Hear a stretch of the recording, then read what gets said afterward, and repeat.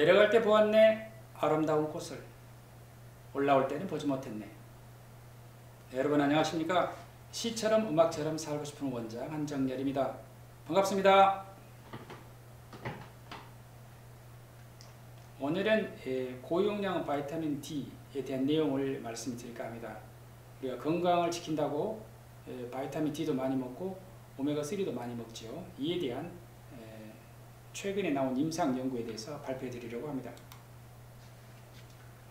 우선 대한골대사학회 책자입니다.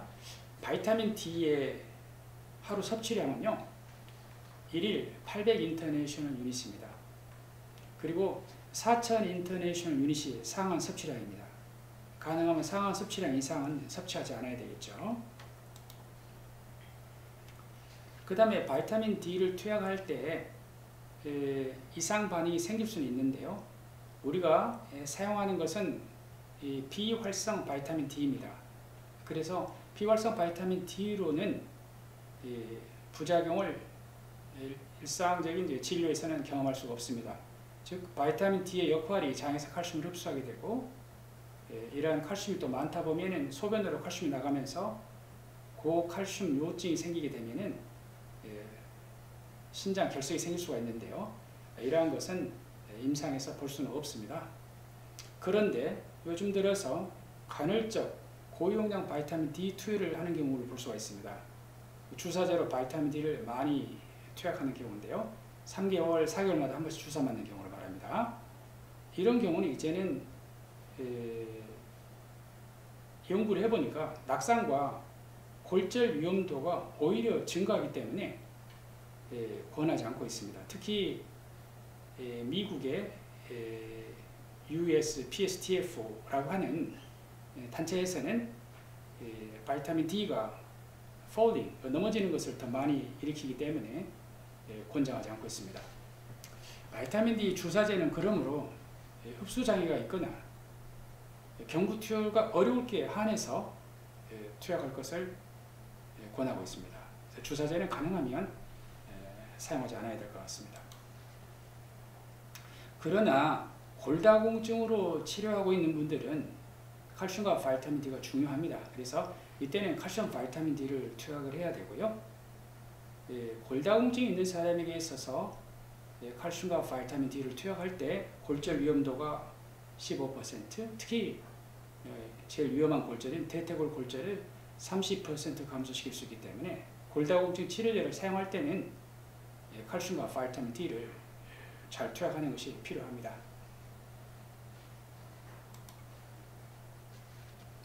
글씨가 작은데요. 골절 위험군을 초고위험군, 그다음에 고위험군, 중등도 위험군 이렇게 나누어서 임상 연구들을 한 약제들을 보면은요, 이러한 약제들은 약만 투약한 것이 아니라 칼슘과 바이타민 D를 다 투약하였습니다. 그렇게 함으로써 골절 예방 효과를 보였기 때문에 우리가 골다공증 약제를 사용할 때 칼슘과 바이타민 D의 투여는 필요한 것입니다.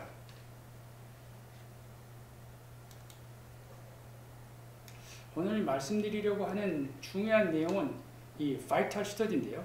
바이탈 스터디는요, The Vitamin D and Omega-3 Trial에서 글자를 띄워가지고 바이탈이라고 하는데요.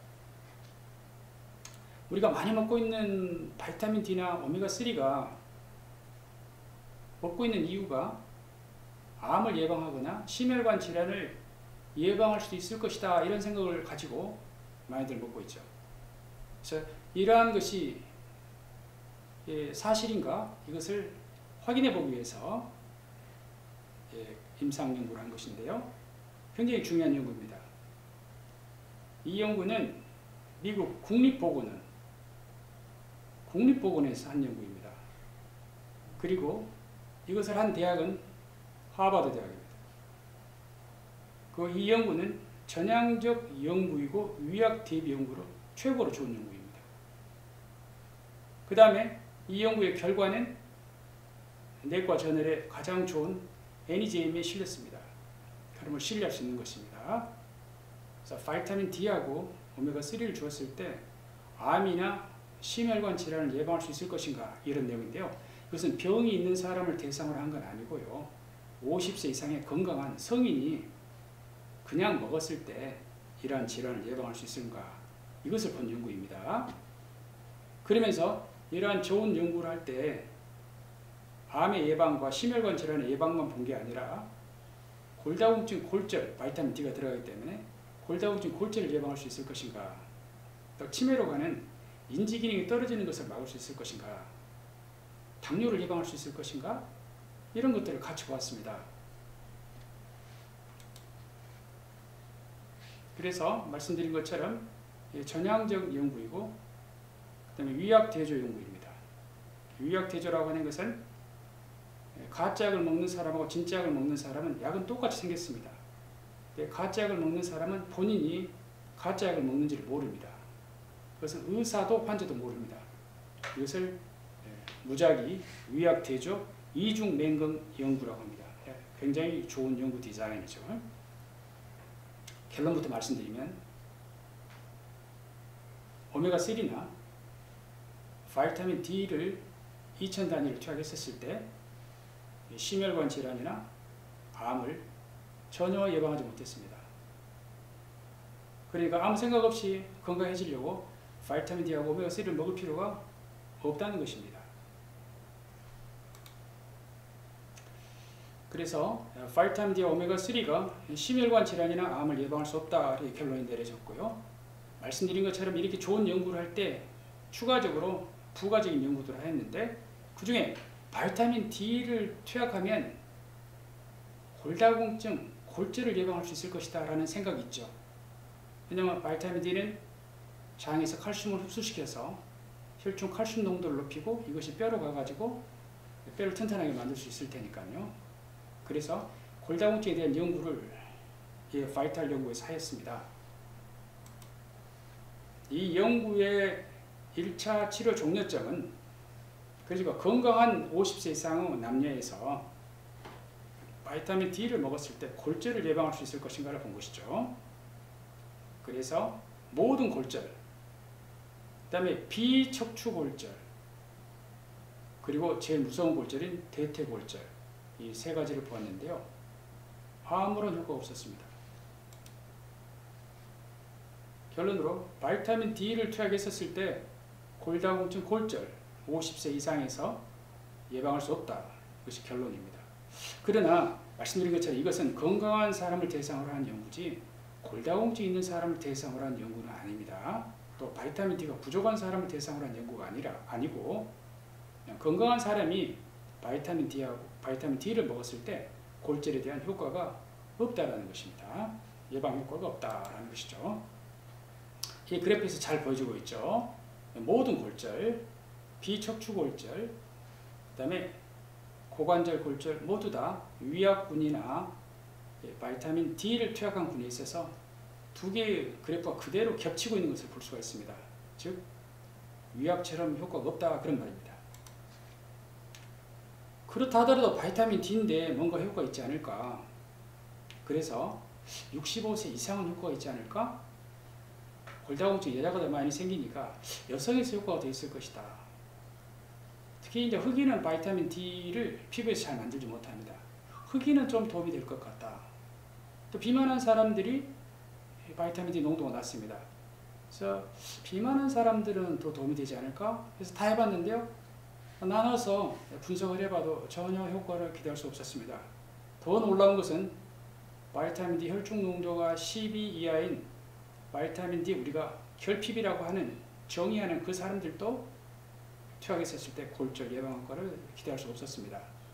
그래서 건강한 사람이 골절 예방 목적으로 바이타민 D를 투약할 필요는 없다는 것입니다.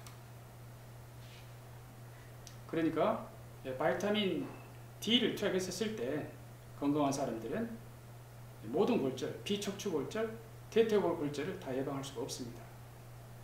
말씀드린 대로 골다공증 있는 사람이거나 비타민 D가 부족한 사람을 대상으로 한 연구는 아니고 건강한 사람들이 그렇다라는 것입니다. 다행히도 비타민 D를 많이 먹으면 장에서 칼슘 흡수를 많이 하고 그것이 소변으로 고칼슘 요충이 생기면서 신장 결석이 더 생길 것 같지만 그런 부작용은 없었습니다. 부작용은 위약하고 똑같았습니다. 그러나 이 연구의 제한점은 바이타민 D를 균일하게 2000 단위만을 사용하였습니다. 말씀드린 것처럼 하루 권장량은 800 인터내셔널 유닛인데요. 2000 인터내셔널 유닛이면 높은 양을 준 것입니다. 많은 양을. 그러면 이렇게 고용량의 바이타민 D가 효과가 없는가? 다른 연구들을 같이 보면은요. 이건 영국에서 한 연구입니다. 영국에서 한 연구를 보면은 바이타민 D3 10만 단위를 4개월에 한 번씩 5년 동안 준 연구입니다. 이 연구에서 보게 되면은 바이타민 D가 위약 대비 골절을 예방을 합니다. 그런데 이것은 4개월에 10만 단위라 하루 양으로 따지면 800 단위 정도 됩니다. 권장하는 양 정도 되는 것이죠. 조금 전에 보여드렸던 바이탈 연구는요, 하루에 2000 단위를 사용한 것입니다. 이번에는 10만 단위를 영국에서는 4개월에 한 번씩 주었다면 뉴질랜드에서는 바이타민 D를 매달 10만 단위를 주었습니다. 이때 골절 감소를 볼 수가 없었습니다. 오히려 더 많은 양을 줬는데도 골절 감소가 없었습니다. 이번에는 유럽에서 한 연구로 두 헬스 트라이얼이 있는데요. 여기에서도 이 바이탈 연구처럼 2000 단위를 사용하였습니다. 여기서도 마찬가지로 골절 예방 효과를 기대할 수 없었습니다. 즉 바이탈 연구하고 똑같았습니다. 2000 단위를 줬을 때 골절을 예방할 수 없습니다. 또 하나는 하루에 한 번에 하루 800 단위를 줘야 되는데 50만 단위를 준 것입니다. 1년에 한 번입니다. 그래서 연일에 아주 초고용량의 바이타민 D를 투약했었을 때 낙상과 골절의 관계를 보니까 오히려 초고용량의 바이타민 D를 주었더니 넘어짐 그리고 골절 위험이 오히려 더 증가하였습니다. 그러므로 바이타민 D는 고용량으로 주는 건 도움이 되지 않습니다. 말씀드린 것처럼 하루 800 단위 정도로 적은 양을 매일같이 주는 것이 도움이 됩니다. 한꺼번에 많은 양의 바이타민 D를 주사하거나 많은 양을 경구로 투약할 때 혈중 레벨이 올랐다 떨어졌다 이렇게 변동의 폭이 많겠죠. 특히 하루에 한 번에 50만 단위를 투약했던 이 연구에서 보면은 약을 투약하고 1년에 한 번 투약하는데 투약 3개월 내에 넘어짐과 골절이 오히려 더 증가하였습니다. 그래서 이제는 이 바이타민 D를 넘어짐 또는 골절 예방을 위해서 고용량의 바이타민 D를 쓰는 것은 도움이 되지 않는다는 것이 일반적인 견해입니다. 바이탈 연구는 말씀드린 것처럼 바이타민 D와 오메가3는 우리 생각할 때 이것을 먹게 되면 심혈관 질환에 의한 사망이나 암을 예방할 수 있을 것 같아서 이 연구를 기획하게 된 것이고, 이 연구에서 바이타민 D나 오메가3를 먹어도 건강한 사람들은 심혈관 질환이나 암 예방에 전혀 도움이 되지 않았습니다. 그러므로 바이타민 D는요, 소량으로 매일 투약하는 것이 좋습니다. 간헐적 고용량 주사는 권장하지 않습니다. 바이탈 연구에서 건강한 성인을 대상으로 바이타민 D하고 오메가3를 투약했었을 때 심혈관 질환 또는 암을 예방하지 못하였습니다. 이러한 큰 연구를 하면서 추가적으로 바이타민 D나 오메가3가 당뇨를 예방한다거나 인지 기능이 떨어지는 것, 그 다음에 골다공증, 골절, 또 넘어지는 것, 이런 것들을 다 예방하지 못하였습니다. 그래서 바이타민 D는 소량을 날마다 먹는 것이 좋습니다. 25OH 바이타민 D가 혈중에서 측정하는 바이타민 D인데요. 이 바이타민 D가